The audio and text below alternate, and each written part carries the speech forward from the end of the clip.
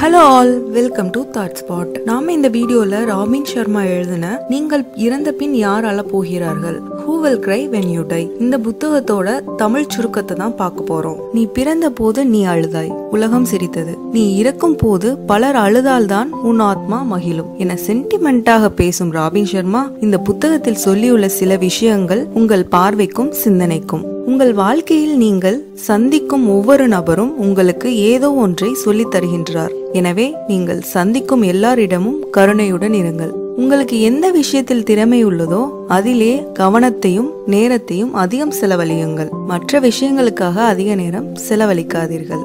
அடிக்கடி கவலைப்படாதீர்கள். தேவையெனில் கவலைப்படுவதற்கென ஒவ்வொரு நாளும் மாலை நேரம் 30 நிமிடம் ஒதுக்குங்கள். அந்த நேரம் அனைத்து கவலையும் குறித்து சிந்தியுங்கள்.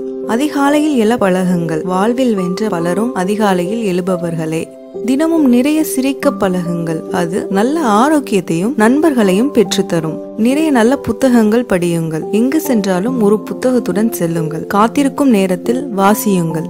உங்கள் பிரச்சனைகளை ஒரு தாளில் பட்டியலிடுங்கள். இவ்வாறு பட்டியலிடும் போதே உங்கள் மனபாரம் கணிசமாக குறையும். அதற்கான தீர்வு இதன் மூலம் கிடைக்கவும் வாய்ப்புண்டு. உங்கள் குழந்தைகளை உங்களுக்கு கிடைத்த மிகச்சிறந்த பரிசாக நினையுங்கள். அவர்களுக்கு நீங்கள் தரக்கூடிய சிறந்த பரிசு அவர்களுடன் நீங்கள் செலவிடும் நேரமே. தனக்கு வேண்டியதை கேட்பவன் சில நிமிடங்கள் முட்டாளாய் தெரிவான். தனக்கு வேண்டியதை கேட்காதவன் வாழ்நாள் முழுதும் முட்டாளாய் இருக்க நேரிடும். உங்கள் தினசரி பிரயாண நேரத்தை உபயோகமாக செலவழியுங்கள். உதாரணமாய் நல்ல புத்தகம் வாசிப்பதிலேயோ நல்ல விஷயங்கள் யோசிப்பதிலேயோ செலவழிக்கலாம். எந்த ஒரு புது பழக்கமும் உங்களுக்குள் முழுவதும் உள்வாங்கி அது உங்கள் வாடிக்கையாக மாற 21 நாட்களாவது ஆகும். தினமும் நல்ல இசையை கேளுங்கள். துள்ளலான நம்பிக்கை தரும் இசை புன்னகையும் உற்சாகத்தையும் தரும். புது மனிதர்களிடமும் தயங்காது பேசுங்கள். அவர்களிடமிருந்து கூட உங்களை ஒத்த சிந்தனையும் நல்ல நட்பும் கிடைக்கலாம். பணம் உள்ளவர்கள் பணக்காரர்கள் அல்ல. 3 சிறந்த நண்பர்களாவது கொண்டவனே பணக்காரன்.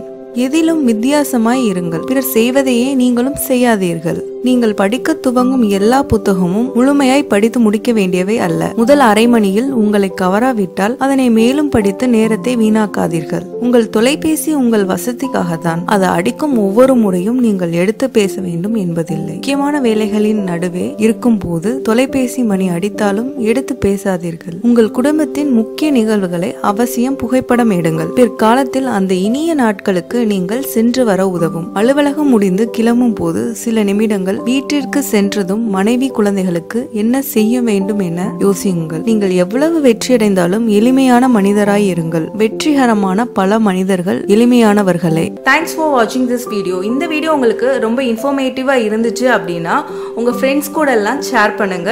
இந்த வீடியோ லைக் பண்ணுங்க. தாட் ஸ்பாட் சேனலை சப்ஸ்கிரைப் பண்ணுங்க.